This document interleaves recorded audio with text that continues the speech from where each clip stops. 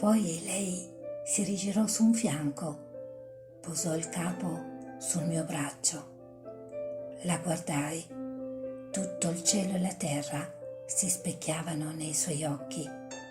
Seguitammo a guardarci. Mi pareva che avrei potuto annegarci nei suoi occhi.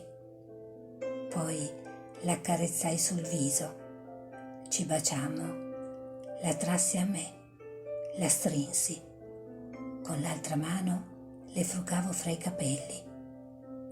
Fu un bacio d'amore, un lungo bacio di puro amore. Charles Bukowski.